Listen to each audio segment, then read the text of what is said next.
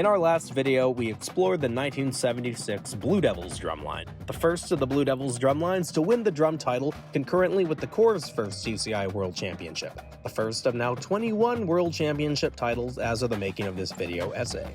The 76 Devs drumline, led by Rick Odello and assisted by Steve Corazy and Ron Menke, was the first 10-person snare line to win the drum title, a record ultimately beaten by the 79 Santa Clara Vanguard snare line, which holds the record of largest snare line to win at 12. Incidentally, a core motivational point for the 75 Devs the year prior was defeating the prestigious Santa Clara Vanguard drumline. In 76, defeating the SCV drumline happened throughout the season. Needless to say, the rivalry between both Californian drumlines remained thick. The next drumline in this video series is from the Santa Clara Vanguard, one whose tilted snare drums, amplified front ensemble, pristine finals week performances, and popular parking lot performances remains the stuff of legends. Here is the 7th drumline in our series of most legendary drumlines in junior drum corps history.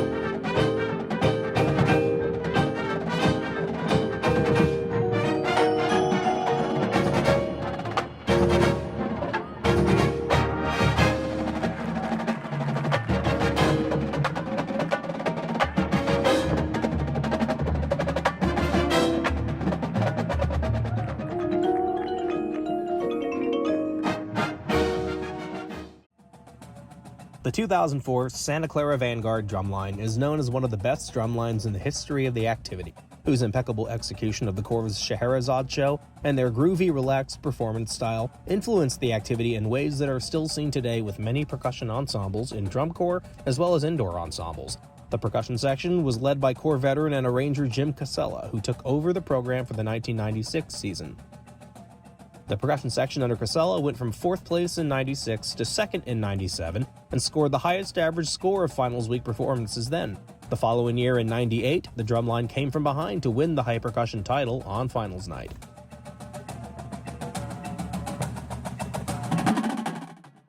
(2002) battery tech Murray Gussick, a longtime Corps veteran of the tenor line and staff member throughout the 90s decade, was appointed as caption head for the 2003 season, a year that saw a surge in popularity for the drumline, in particular due to their new approach to hitting the drum, as well as their catchy battery warm-up program that commanded spectator attention in show venue parking lots.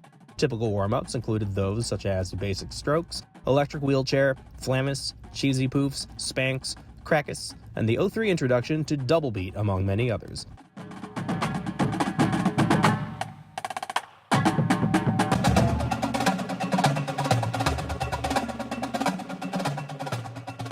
Returning battery members included snare drummers Patrick Haitler, Micah Hardwick, John McFarland, Rydell Dorton, and Freddie Smith, tenor drummer Brian Perez, and bass drummers Eric Estrada, Julian Flores, Jeremy Milanazzo, and Matt Ramey. Ramey switched to tenors for 2004.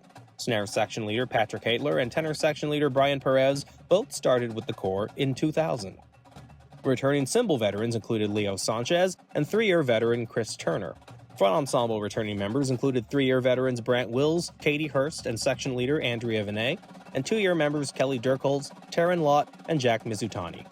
Some of the first-year members from other corps included snare drummer Walter Turner and tenor drummer Eric Riddenauer from the Blue Knights, snare drummer Ben Prima and bass drummer Ryan Bruner from the Mandarins, and snare drummer Jordan Sherd from the Colts. Among those returning with Casella and Gussick on staff were longtime bass alumnus and instructor Kent Cater and front ensemble coordinator Jim Ancona, known for his work with Star of Indiana and the Crossmen, among others. 03 center snare and popular snare soloist Dustin Schletzer, who aged out that year, joined the staff for 04 as a snare tech. Legendary instructors Ralph Hardiman and Glenn Crosby came on board for 2004 as consultants for the drumline. Other returning staff members included front ensemble tech Chris Retscholt, cymbal tech Armando Olivares, bass tech Jonathan Steele, tenor tech Hunter McRae, snare tech Jim Ragsdale, and longtime cymbal instructor and veteran Robert Shavira.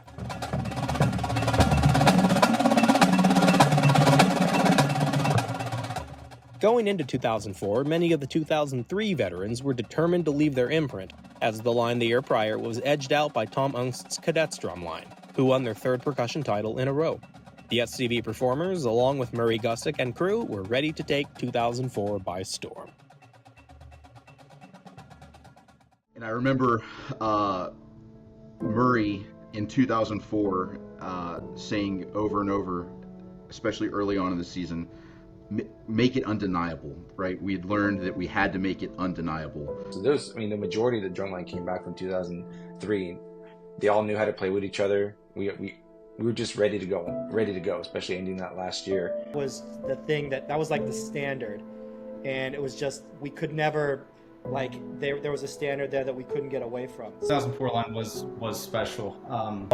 There were a lot of age outs, so a lot of maturity chronologically, at least, in terms of drum corps. So I think the show itself kind of provided an excellent vehicle for us to try new things, to approach it with a fresh attitude, maybe, and some great writing, and some writing that was fun to play. I almost felt like we were along for the ride. The staff, we had some continuity there, right? That was, Jim had been there, his writing had been there for a long time, but that was the third year that we had, kind of Murray,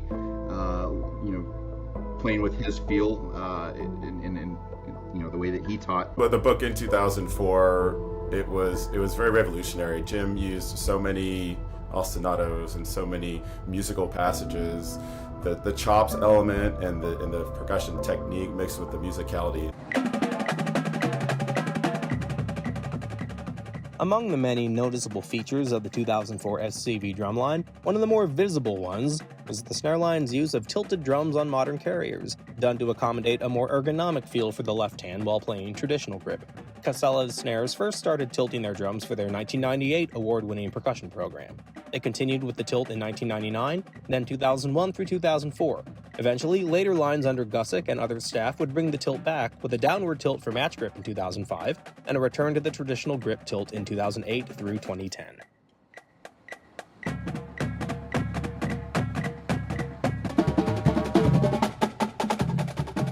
As briefly stated, another of the more noticeable features of the line was their overall style in their approach to the drum, a style attributed to Murray Gussick upon his return to the SCV drum staff in 2002. According to snare drummer John McFarland, Gussick immediately changed things from the Star of Indiana style the line had in 2000 and 2001. Come 2003, with Gussick as caption head, the line was using less wrists with more addition of the arm into the drum stroke. The style was more flowing and relaxed.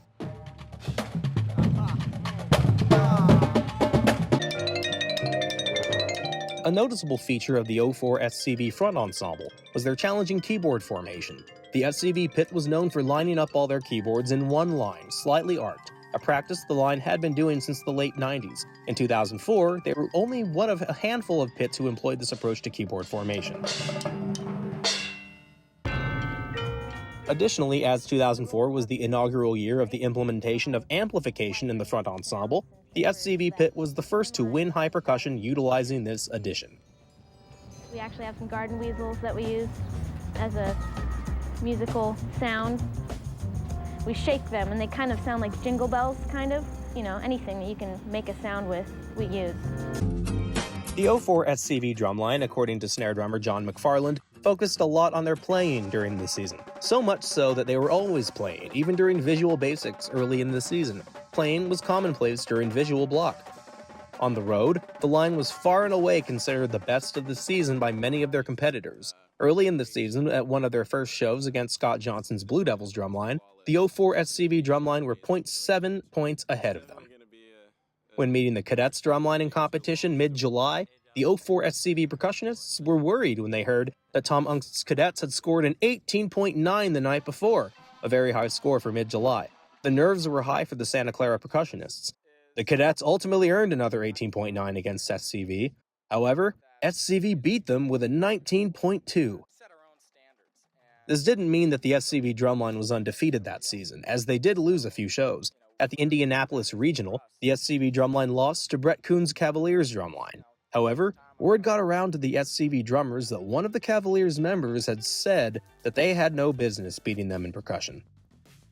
The 2004 SCV drumline was a hit, not only with the fans and their competition, but also with judges. In their last show before finals week, percussion judge Mike Davis, who said not a word during their drum feature and their closer, finally said something at the end. After their last note, Davis waited during a 2 to 3 second pause and then shouted, "Good God."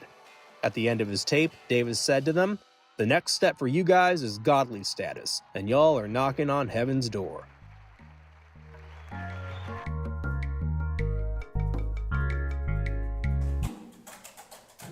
The bass line, led by fourth-year member Eric Estrada, won the 2004 Individual and Ensemble Award for Best Bass Drum Ensemble, defeating the Southwind and the Seattle Cascades bass ensembles. Historically, SCB bass ensembles were known for their comedic performances and arrangements. For 2004, the bass line performed a more expressive, serious arrangement.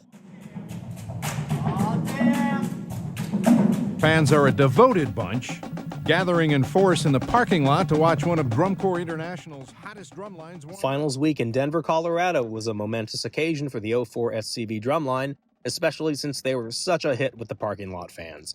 They found that the lot crowds at their warm-ups got so large and rowdy that the drumline needed help.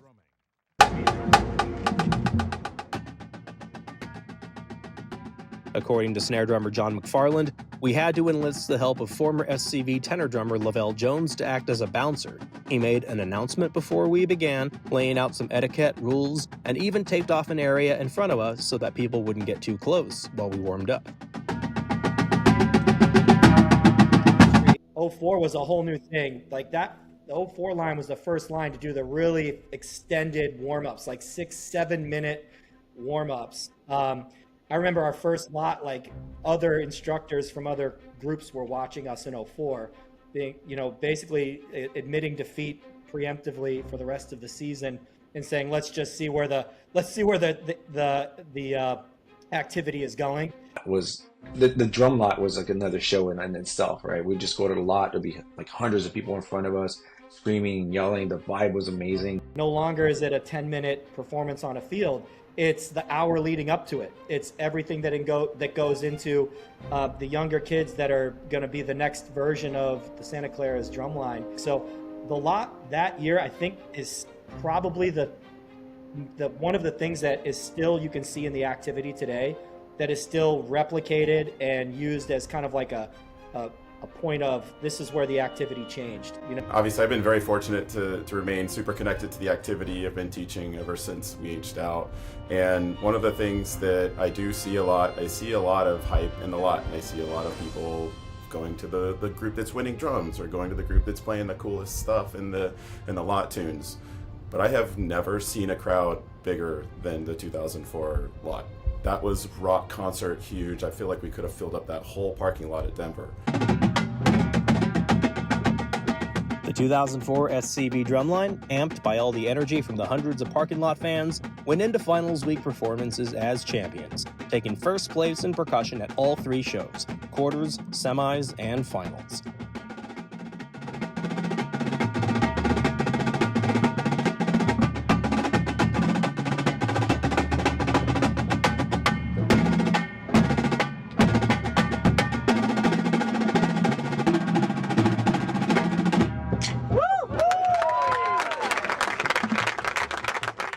To not win drums in 2003 was a bit of a surprise, I think. So there might have been some anger and frustration going into 2004 to make sure that we got the job done. But I knew we were the best thing out there at the time. I knew that. So if they were going to get it to us, awesome. If they weren't, that's okay, because I knew. Experience it live, it was truly like being a rock star, and to have that experience with some of my best bros. And it was just, I really don't have the words for it. Winning percussion in 2004 was a supremely long journey. So when we did start becoming successful in 2002, then 2003, 2004, I think it gave us confidence. It gave us confidence to go out and just do what we did and play lights out. So specifically on the evening of 2004, when our name was called, to me, it wasn't honestly a surprise, because we had worked so hard all those years and months and all that before. and just became a great culmination of a bunch of great people and a bunch of great experiences that we put on the field.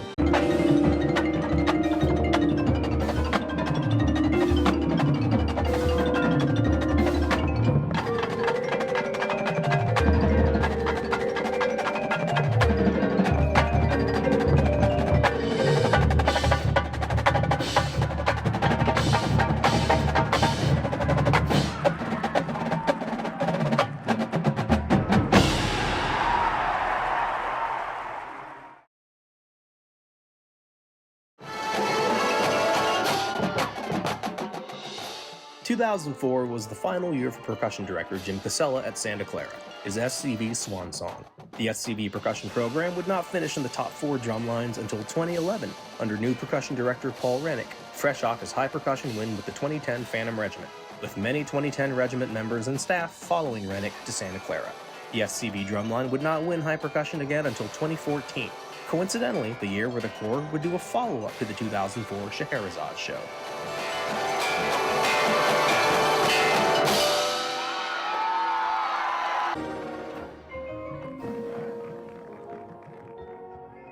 Jim Casella moved to the Cavaliers for the 2006 season, with several of his 2004 SCV folks joining him on staff, such as Jim Ancona as caption head, Dustin Schletzer as snare tech, and Brian Perez as tenor tech. They would also tilt the Cavaliers' snare drums while there. The Casella team would end their Cavaliers tenure after the 2009 season. Cymbal players Leo Sanchez and Mike Tallarico went on to become SCV cymbal techs for Rennick, continuing to shape one of the most iconic subsections not only of the Corps, but of the activity itself. Front ensemble section leader Andrea Vinay became the area coordinator and assistant professor of percussion at the University of North Florida. Vinay and fellow front ensemble member Brant Wills would eventually marry. Snare drummer John McFarland went on to serve as program coordinator, sound designer, and percussion arranger for the Academy Drum and Bugle Corps. Front ensemble member Bryn Felix would go on to receive her JD from Boston University Law and would later become a human rights advocate, working with groups such as the American Civil Liberties Union, the Washington Coalition to Abolish the Death Penalty, and the Polish Helsinki Foundation for Human Rights. Snare drummer Ben Prima went on to become the percussionist for the group named City Water, calling themselves Sacramento's only ensemble dedicated to contemporary classical music. Tenor drummer Eric Riddenauer went on to teach percussion for the Bluecoats under Mike McIntosh and Ray Ulibarri, as well as becoming McIntosh's co-caption head alongside Joe Hobbs for the Cavaliers drumline in 2015. Front ensemble member Jack Mizutani went on to become a longtime tech for the Blue Devils front ensemble. Snare drummer Fred Emery Smith went on to compose music scores for various media genres such as films, TV shows, and video games. This all including Disney's Pen Zero, Part-Time Hero, Star Wars, Forces of Destiny, Marvel's Agents of S.H.I.E.L.D., CW's Supergirl, Grace, and Half-Worlds, in which he won Best Music Composition at the 2017 Apollo Awards, and Smith also worked as a music arranger for the 87th Academy Awards. In 2019, Smith went on to win Best Feature Film Music at the 2019 Burbank Film Festival for his feature film Rock and Roll Eddie. In 2010, center snare Patrick Haitler became the lead singer of the barbershop quartet named Masterpiece, which went on to earn multiple gold medals in competition.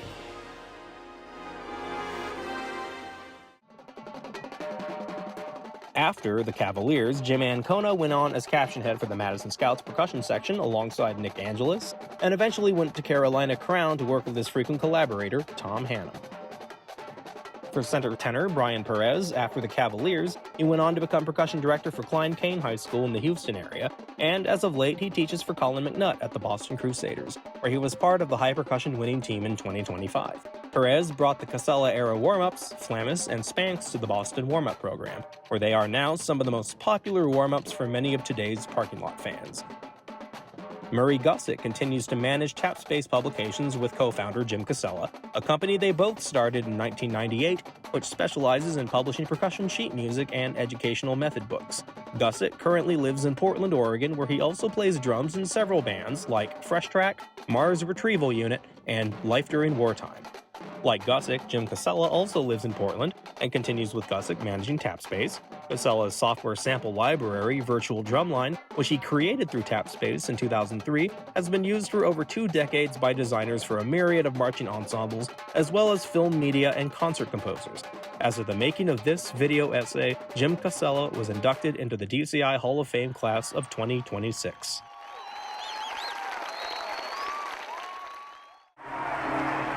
The influence of the 2004 Santa Clara Vanguard percussion section, with its relaxed style, cleanliness, snare tilts, and master front ensemble, had a notable effect on many drumlines throughout the West Coast and further. It was a stylistic identity, both noticeable and infectious, that spread to many percussion programs. This influence is observably evident today in a variety of drumlines and drum corps, high schools, and indoor ensembles.